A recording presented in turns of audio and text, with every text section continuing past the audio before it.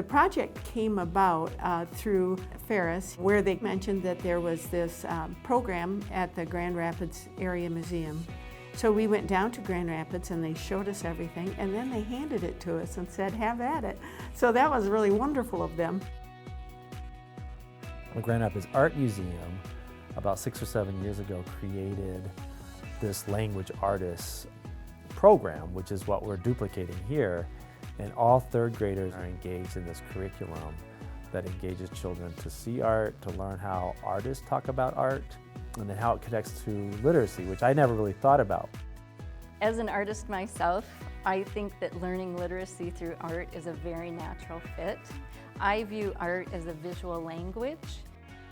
I definitely think that art and literacy go together. I feel like they can complement each other because when you read something, you come up with what you think you're reading about in your mind. You can like picture and kind of visualize it. But then when you go and look at some art, you can like see it come to life. So I think it's a really cool connection. The first visit is to the art gallery. They go in these stations. The children learn to talk about what the artist has painted, what is the artist trying to say, what are the animals doing, where do the animals live, what's happening to the animal. Just really thinking about how artists think about telling a story. There's a great piece in there where there's an abstract painting about a bear, and there's a painting of that bear that looks very realistic, almost like a photo. And so the kids are asked to compare these two paintings. I really like the second picture because it was like, it means different things than just bears and fish and birds. Students then go to Card Wildlife, which has animals from all over the world. And the task of the students for their writing project that will happen later on is the student has to create their own animal by combining two animals. A derny, so it's gonna basically be like a deer with a short tail and big ears. So they use the Card Wildlife to kind of imagine the two animals and to learn a little bit about the habitat. I learned a lot of new things about horns and art and like camouflage of different animals, and I really enjoyed it. The second part of the project is they go to Big Rapids Community Library, where the library staff there teaches them how to use books to learn about the animals and the habitat, and then also they use a computer learning program. It allows the third graders to look at art through the lens of creating their own piece of artwork and discuss it, and then write a story about an animal that they create. Okay, I want to like make a snake that has like legs and also like kind of want it to have like 4 fangs, like since the snake already has fangs. The third part will be Heidi Canali, the arts education coordinator at Artworks, will visit each of those classrooms and will teach the children how to draw these animals and to create a habitat. This project is teaching kids a different way to look at language and at art at the same time. I think that learning through art is a beautiful thing. It really can bring about an understanding that just learning from a textbook can't give you.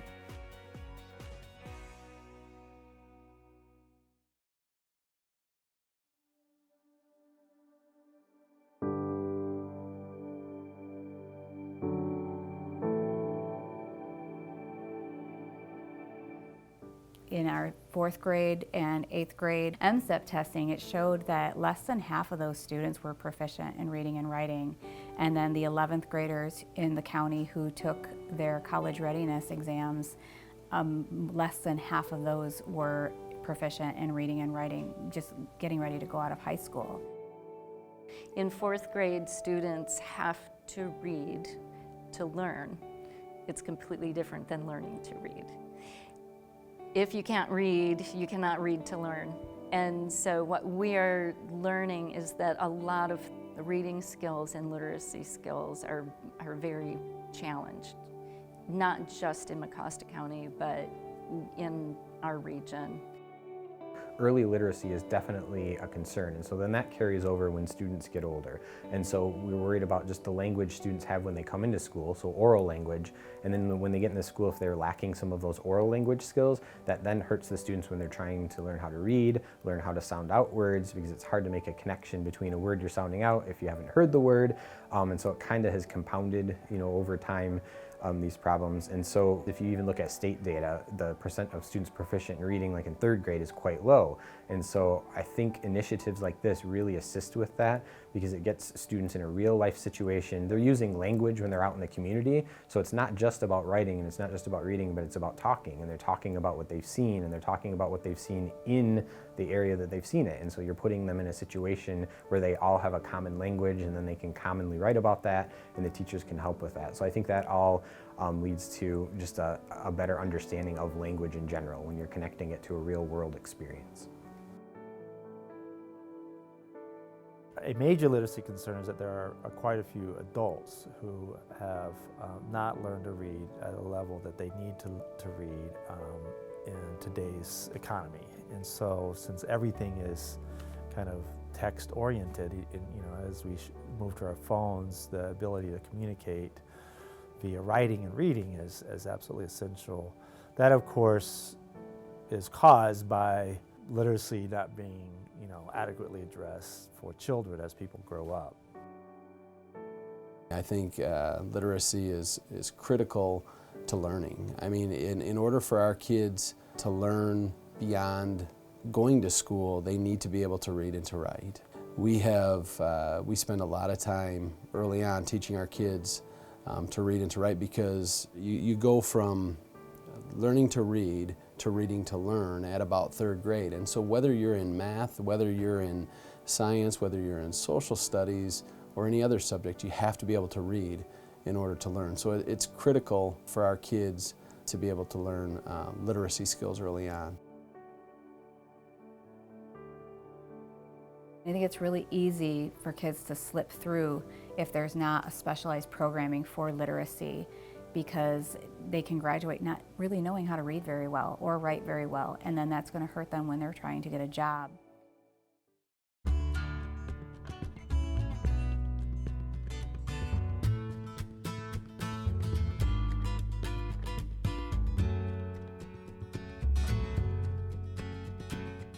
I really believe, and this might be a cliche and it's been debated, it takes a village to raise a child. We do as a village. I mean, children that grow up well educated probably had a good village to prepare them for that. And so we have to invest in the village and invest in the children in the village.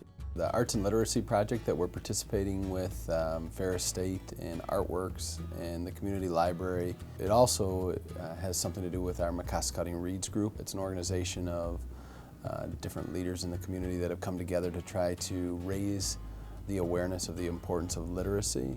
Mecosta County Reads is a group that formed about 3 years ago because they were concerned about the literacy levels that were happening in our area. So the group came together and they looked at all the data they could find and talked about what are some of the causes of this. And then from that we looked at projects that would make sense to help in the community. Because literacy levels aren't just a problem for the schools. This is a whole community. A whole community needs to come around and support our schools and support our families, especially those who struggle with reading, to help improve our literacy. I love partnering with all of the institutions that are involved in this project. I'm really grateful to Ferris and to Tony Baker for including me, and it was a great opportunity to be a part of this. Partnering with other institutions has been wonderful. It's a great way to get to know your community, and collaborating is the way to get things done. It's hard to do when one organization has such a big idea and a big goal. It's hard to do it by yourself. But when you collaborate with your community, you can make so many things happen. I think the Language Arts program is a great way for people to get involved and support that literacy aspect of it, because it's not just important in our little community here, we're looking at our entire MOISD, the Mecosta Osceola Intermediate School District. Right now, we're only financially able to fund 2 elementary schools in Big Rapids and then a charter academy here in Big Rapids. And it's our longtime goal to be able to take this throughout the entire intermediate school district and serve all the schools. So for people to get involved, whether they're volunteering, they're donating money, they're donating time, that's just what's going to make this program grow. Everybody has the same goal in this. We all want students to be literate, we want students to be good readers and to enjoy reading. I think that's the most important part, and all of us have that same goal in mind. If you are really interested in becoming involved and assisting with this program, there are a number of things that you could look at doing. And so one of them obviously is supporting the final exhibit down at Artworks and taking a look at what we have produced as a community and what our students have learned. But I really believe in books. I believe in providing books to children and families, and if all you do is donate a couple of books or donate to the local library, help with programs that are engaging students in learning about reading and writing and literacy skills, I think that would be a wonderful thing to do.